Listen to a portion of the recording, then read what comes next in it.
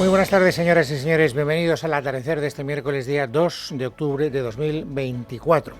El día amanecía tenso y todavía sigue tenso como consecuencia, ya lo saben, de la situación que se está viviendo en el Líbano. Ayer la noticia con la que nos acostábamos es que Irán estaba bombardeando con misiles balísticos la capital de Israel y que, naturalmente, Israel, con ayuda de Estados Unidos, estaba tratando de contrarrestar el efecto, y además lo consiguió. El 90% de los misiles balísticos que lanzó Irán sobre Israel fueron interceptados en el aire. Lo que pasa es que la situación, naturalmente, de máxima tensión, presagiaba que la partida dominó iba a seguir produciendo, efectos progresivos. Y por lo menos desde el punto de vista retórico, gracias a Dios, solo de momento, desde el punto de vista retórico, esa escalada ha seguido en efecto. Ya saben que anoche Benjamin Netanyahu le dijo a Irán que se iba a arrepentir del grave error que había cometido lanzando esos misiles contra el suelo israelí.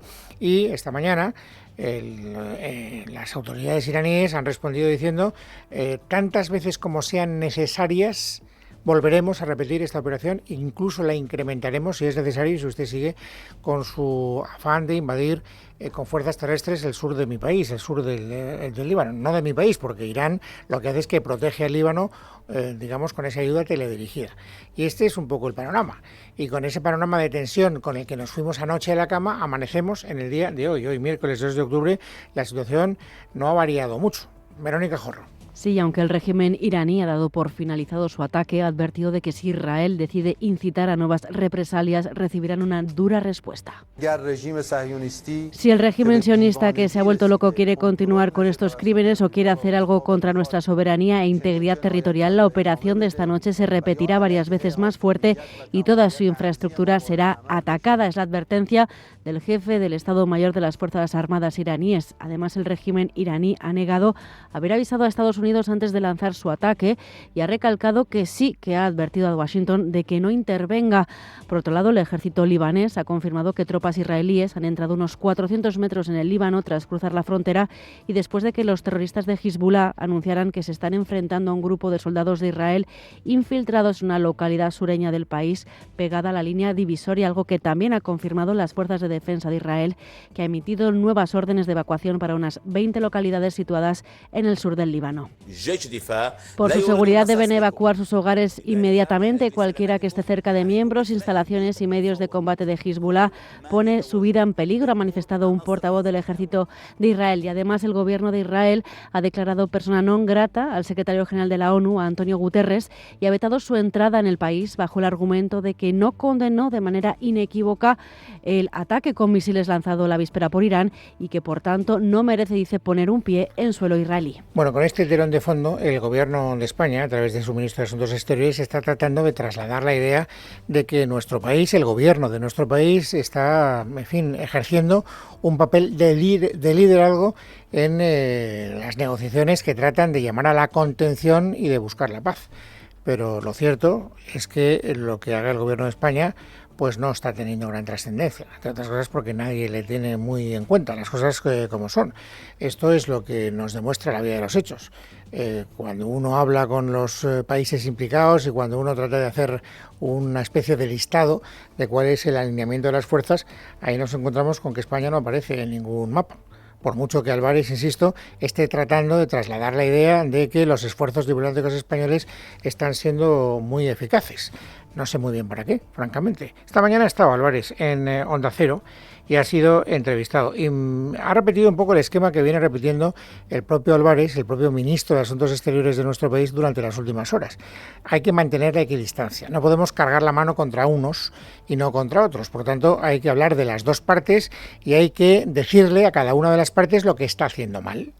Y por eso lo que ha querido hacer Álvarez en esa entrevista en Onda Cero es empezar por condenar a Irán. Ayer hemos visto un lanzamiento de cohetes que condenamos tajantemente de Irán sobre Israel, como hemos condenado tajantemente el lanzamiento de cohetes por parte de Hezbollah desde el sur del Líbano a Israel, y como condenamos, ahora que estamos a muy pocos días de conmemorar ese desgraciado ataque terrorista y con una brutalidad desconocida, y lo condenamos también. Por lo tanto, tirón de orejas a Irán y además, para que no haya dudas, él quiere referirse a Hamás y a Hezbollah como organizaciones terroristas. Tanto Hamás como Hezbollah para nosotros son lo que son, organizaciones terroristas. Y cuando el jueves pasado me reuní por primera vez con mi nuevo colega, el ministro de Asuntos Exteriores de Irán, lo hice con 2 puntos. Uno fue pedirle contención, y contención también a los grupos afines sobre los que tiene ascendente. Hezbollah en Líbano, los hutis en Yemen, los grupos chiitas en Irán. Yo creo que si volviéramos a repasar lo que acaba de explicarnos el señor Álvarez, podríamos llegar a la conclusión que yo trataba de compartir con ustedes hace escasamente unos minutos. Entonces, si él reconoce que que habló con su colega iraní, con el ministro de Asuntos Exteriores y le pidió contención, tendríamos que llegar a la conclusión de que Irán se pasó los consejos del señor Álvarez por el forro de sus caprichos, porque lo que hizo al día siguiente fue enviar 181 misiles balísticos sobre suelo israelí. Este es, digamos, la eficacia de la gestión diplomática del señor Álvarez, que, como les decía hace un instante, está tratando de evitar, digamos, esa fotografía maniquea de buenos y malos. Aquí todos son malos, o por lo menos no todos son buenos. Ninguno es absolutamente bueno. Ya hemos hablado de Irán, hemos hablado de Hamás, hemos hablado de Hezbollah, pero ahora toca hablar de Israel. No vamos a bajar el tono de nuestra voz cuando decimos que es insoportable el número de civiles muertos en Gaza, que no podemos tolerar una incursión armada en un Estado soberano como es Líbano, que los bombardeos sobre Beirut no discriminan en estos momentos entre objetivos de Hezbollah y civiles libaneses. Por lo tanto, tampoco Israel está haciendo lo que tiene que hacer y tampoco está ya atendiendo a esa demanda, a ese llamamiento a la contención que, según el gobierno español, está liderando el gobierno español, con escaso éxito, como se puede ver. En todo caso, si queremos, ver el vaso medio lleno, podríamos llegar a la conclusión de que por lo menos el gobierno español, la parte socialista del gobierno español, trata de hacer una especie de convoluto de empate en culpabilidades. Si atendemos al discurso del socio de Sumar, que se sienta también en el gobierno, llegaríamos a la conclusión de que ahí no hay equidistancia ninguna. Ahí no se habla de Irán como malo de la película y de Israel como malo de la película, porque son dos los malos de la película. No, aquí solo se habla de una parte. Y la única parte a la que se refiere la parte de Sumar, ¿cuál es? Israel. Escuchen, por ejemplo, a Mónica García. Mi sensación es que el nivel de impunidad ahora mismo es... duele, ¿no? Da dolor, ¿no? Y no parece que haya nadie que pueda pararlo, ¿no? Ni siquiera las advertencias de muchos mandatarios pidiendo el alto el fuego. La cosa se está recrudeciendo y Israel, no hay manera de pararle, ¿no? Bueno, no solo no hay manera de pararle, sino que además la única manera que habría de pararle, dice ahora Yolanda Díaz, que es a quien vamos a escuchar, sería estableciendo sanciones contra el propio Israel. ¿Por qué no estamos sancionando a Israel?, se pregunta Yolanda Díaz. Lo que pido es el respeto de la legalidad internacional a Israel. Y creo que ya está bien. A otros países que incumplen la legalidad internacional los sancionamos y actuamos. Y pido exactamente lo mismo. Y la condena rotunda de Irán a Israel. Así de claro. Bueno, pues así de claro. Aquí está clara cuál es, digamos, la prioridad a la hora de analizar la situación por parte de Sumar. Bueno, esto es lo que les puedo contar, porque es verdad que han hablado más ministros, ¿eh? Por ejemplo, ha hablado la ministra de Defensa, Margarita Robles, que también ha hecho ese mismo ejercicio que le escuchábamos a Álvarez de equidistancia, es decir, hay que llamar a la contención a las dos partes, son las dos partes las que se tienen que comprometer, las dos están a la misma altura, hay que mantener esa equidistancia y, por lo tanto, no vamos a señalar a uno como más culpable que el otro. Se trata de repartir las culpas de una manera, insisto, más o menos equitativa. Y también nos ha dicho la ministra de Defensa, Margarita Robles, que mañana mismo van a salir 2 aviones militares para recoger a todos los civiles españoles que están en el Líbano y que tienen ganas de venir a nuestro país y de salir de ese escenario donde corre peligro su vida. Pero bueno, estábamos escuchando hace un instante a Yolanda Díaz, que no solo ha hablado de Líbano, ya cambiamos el tercio informativo y les cuento más cosas que hoy en el escenario de este miércoles 2 de septiembre. Ha hablado también Yolanda Díaz de el Partido Popular. Y no ha hablado mal inicialmente del Partido Popular. Ya es la segunda vez que escuchamos a gente de Sumar, no del PSOE, pero sí de Sumar, ayer lo hacía Íñigo Errejón, hoy lo ha hecho Yolanda Díaz, saludando con aparente regocijo el cambio en el discurso de la política social que defiende el Partido Popular. Saben que ayer el Partido Popular presentó una proposición de ley, unas líneas generales de cómo, si ellos gobernaran, tratarían de regular, por ejemplo, la conciliación laboral, o cómo tratarían de reducir la jornada laboral para que esa conciliación fuera más factible. Bueno, pues fíjense lo que decía hoy Yolanda Díaz de ese propósito del Partido Popular. Todos los países tienen reducida la jornada laboral. Por tanto, creo que por una vez el Partido Popular hace lo que tiene que hacer en democracia, que es entrar de lleno en un debate que es de época. Y luego, desde luego, ya discutiremos, ¿no?, o negociaremos. Y ya puestos a discutir, ya puestos a negociar, vamos a hablar ya no solo de la reducción de la jornada laboral o de la conciliación. Vamos a hablar del giro social que parece que el Partido Popular quiere empezar a introducir en sus mensajes programáticos, en sus intervenciones políticas diarias. Fíjense lo que dice a propósito, por ejemplo, de la vivienda Yolanda Díaz. Si el Partido Popular hace ese giro social del que habla, tiene una buena oportunidad para demostrarlo. Gobierna en 11 comunidades autónomas, en el que tiene competencias exclusivas en vivienda. Ese giro social yo le pido hoy aquí al señor Feijóo que lo materialice ejerciendo y cumpliendo con la ley de vivienda en las 11 comunidades autónomas en las que gobierna. Con la ley de vivienda que yo, vicepresidenta del Gobierno y ministra de Trabajo, he impulsado desde la mesa del Consejo de Ministros. Tienen que respaldar la ley que yo quiero que ellos defiendan. No se trata de buscar una negociación para ver si buscamos una ley que nos guste a todos. No. Se trata de decirle al Partido Popular, si ustedes quieren consumar ese giro social, apoyen la ley de vivienda y nuestras ideas en política de vivienda que defendemos. Por ejemplo, esta idea. Hay que prohibir temporalmente la compra-venta de viviendas, salvo que sean destinadas a alquileres justos, es decir, que se pongan a disposición de las personas que lo necesitan, o, en su caso, que no sirvan para especular. O sea, acabemos con el mercado y impidamos que las personas puedan vender las viviendas porque eso es pura especulación. La propiedad privada no vale, los derechos constitucionales que cada uno tiene para hacer con sus bienes lo que considere oportuno no vale. Hay que supeditar esos derechos a los intereses que considera prioritarios la señora Yolanda Díaz. Es más, si no hace el Partido Popular eso, si no se adhiere a mi política de vivienda, se quedarán sin pasta. Usted no aplica la ley de vivienda, se le van a retirar todas las ayudas públicas que percibe por esta cuestión. No es la primera miembro del Gobierno que lo dice, porque esta misma consideración ya se la habíamos escuchado hace un par de días a Isabel Rodríguez, que es la ministra del ramo y que además milita en la parte socialista del Gobierno. Por eso esperábamos con cierto interés la respuesta del Partido Popular. Y hoy, precisamente hoy, Paloma Martín, que es la encargada del Partido Popular de estos asuntos de vivienda, pues han presentado su plan. Y ese plan no parece que coincida demasiado con el plan del Gobierno. No solo eso, sino que además ha lanzado una advertencia a Isabel Rodríguez antes de saber que la propia Yolanda Díaz iba a hacer suyo también ese discurso. No nos amenacen con dejarnos sin dinero, has dicho, porque naturalmente eso no va a surtir ningún efecto. Maite Loureiro. El PP critica que en los 16 meses que lleva en vigor la ley de vivienda los precios se han disparado porque ha caído la oferta de inmuebles, dada la inseguridad jurídica que está provocando, ya que protege más a los ocupas o inquiocupas que a los dueños. La responsable del área del partido, Paloma Martín, advierte a la ministra Isabel Rodríguez, justo antes de la reunión que tendrá lugar mañana con los consejeros autonómicos de vivienda, que no logrará doblar el brazo a los...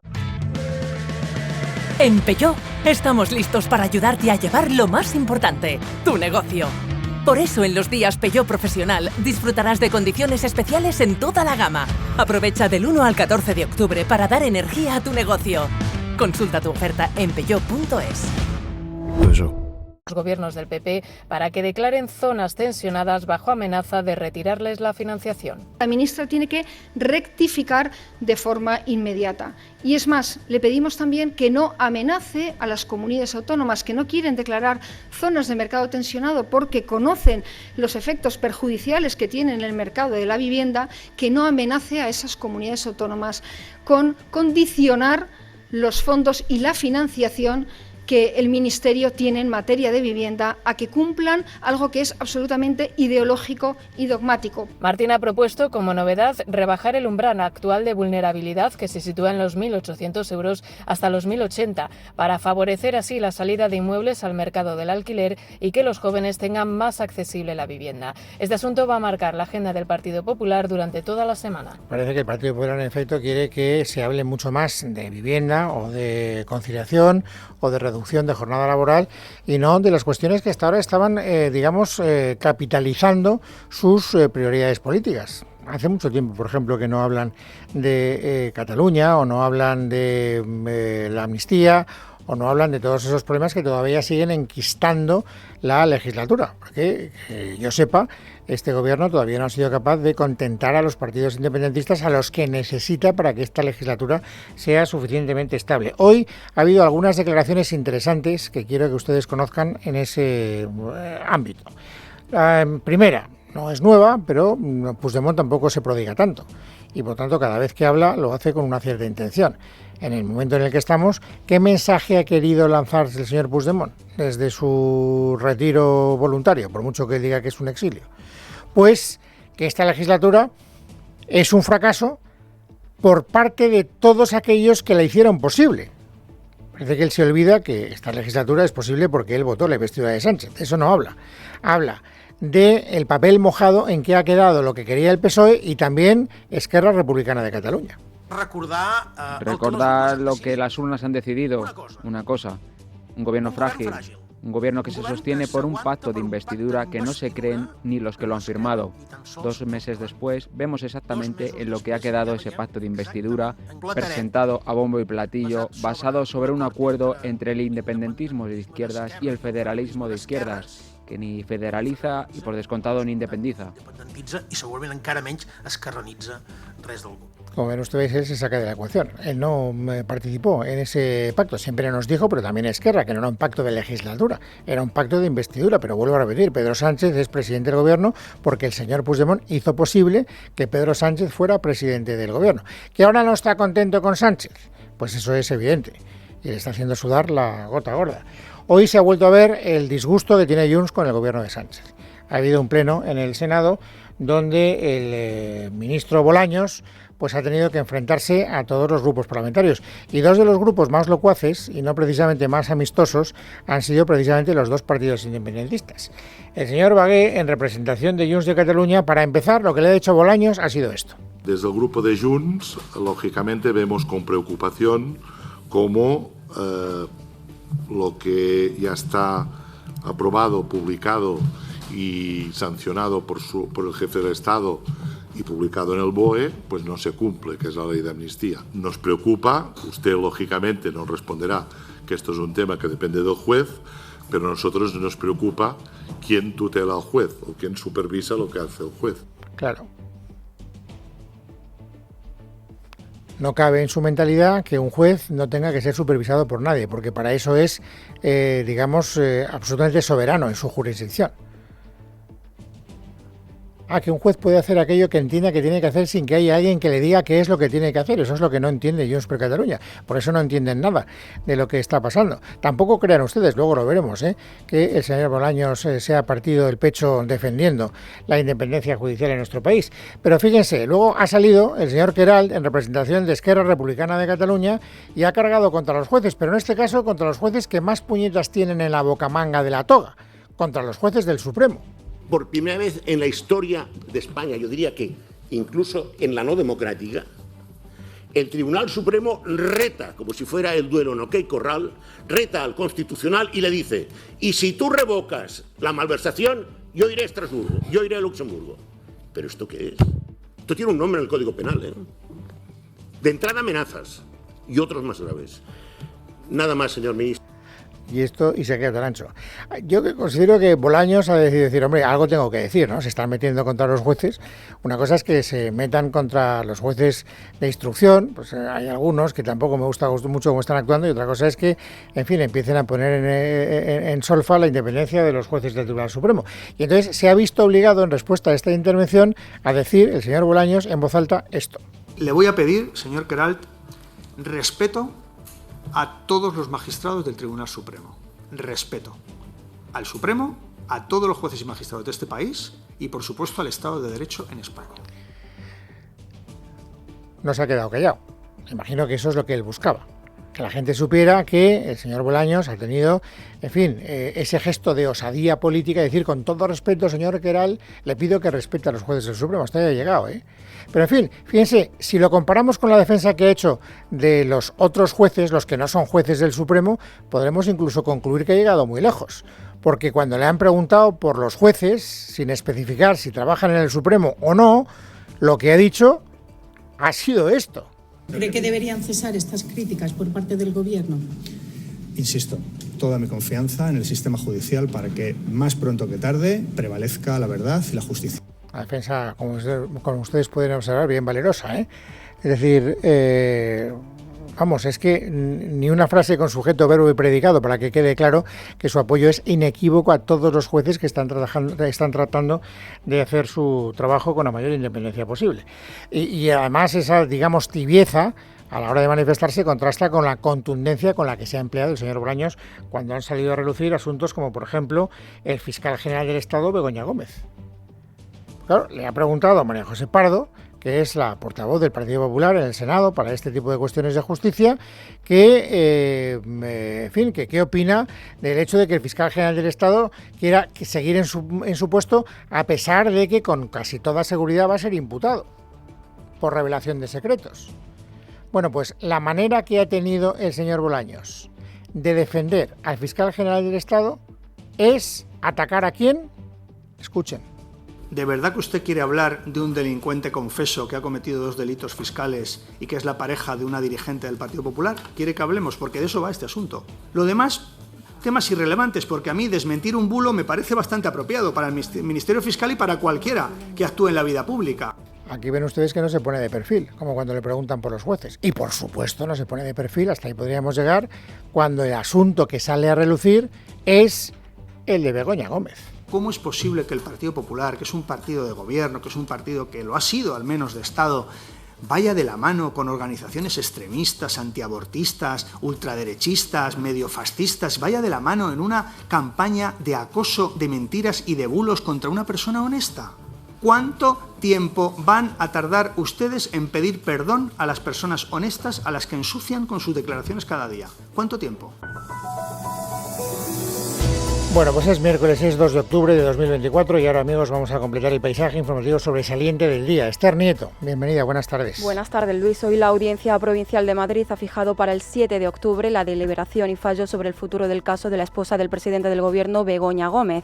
Dicha deliberación, prevista para el lunes pasado, se aplazó porque faltaba documentación.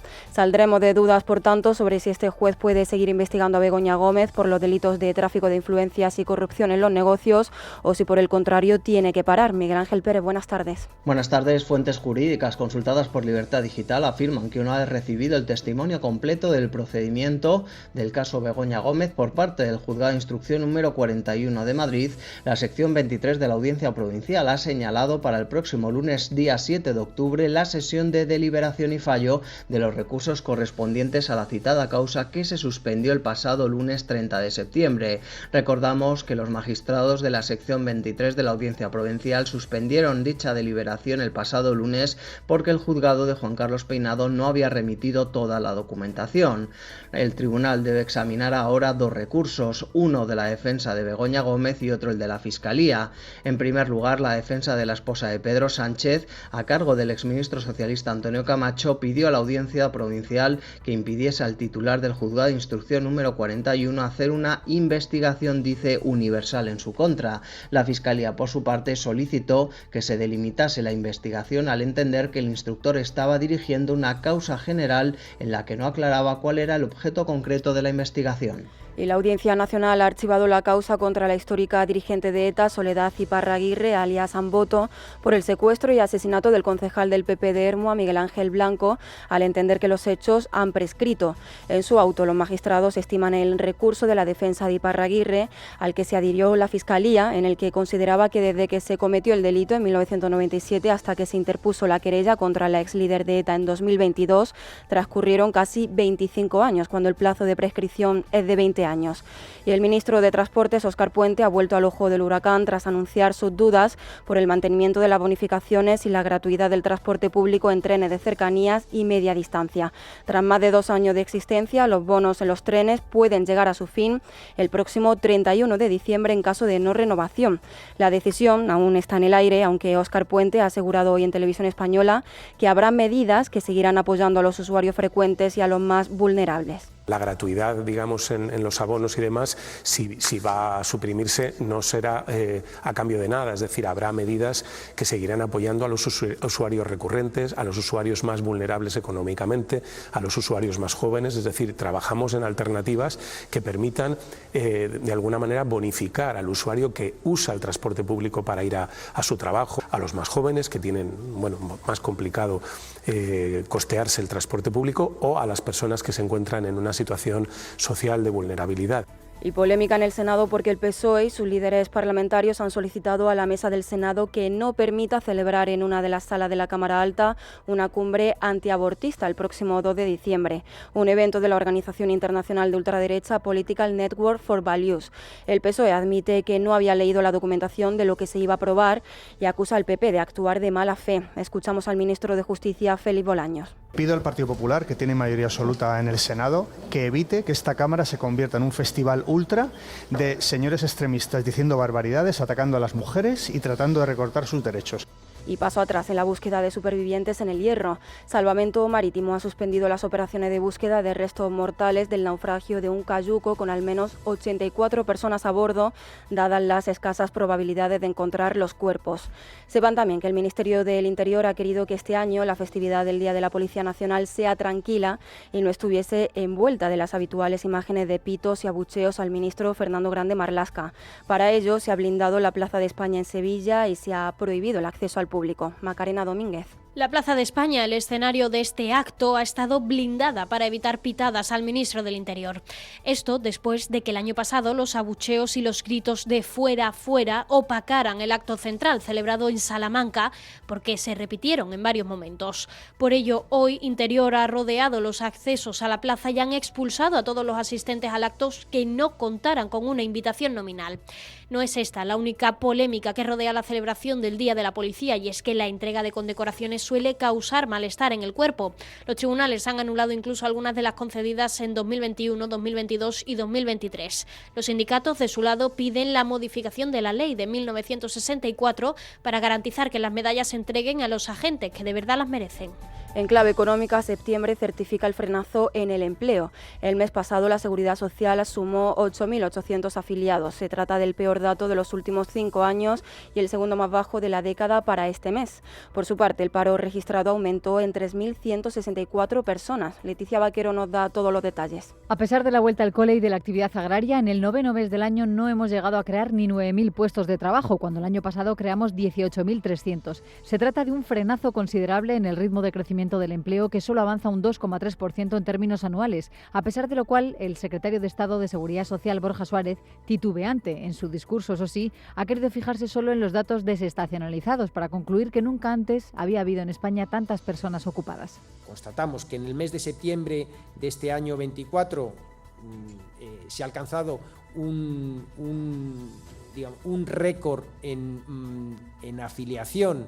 Si lo analizamos en términos desestacionalizados, superamos por primera vez los 21,2 millones de afiliados. Son 53 meses de crecimiento continuado de la afiliación. El problema es que el mercado de trabajo sigue sujeto a la estacionalidad. Se han destruido 70.000 puestos en comercio y hostelería. Por contra, se han ganado 75.000 en educación y en actividades administrativas. También ha subido la temporalidad en los contratos, a pesar de que los fijos discontinuos cuenten como indefinidos. Y mientras tanto, el paro ha aumentado en 3.164 personas, la menor subida desde 2007. El secretario de Estado de Empleo, Joaquín Pérez Rey, ha explicado que el colectivo mayor es el de los jóvenes, jóvenes que no trabajaban antes, pero que ahora se han registrado en las oficinas del SEPE. Y terminamos contándoles que tras la escalada de tensión en Oriente Próximo, la Casa Real ha modificado el viaje oficial que los reyes iban a hacer a Jordania este fin de semana. Don Felipe viajará finalmente solo, sin la reina Leticia, y acortará su visita. Serán 2 días, sábado y domingo, en lugar de 3, como estaba previsto.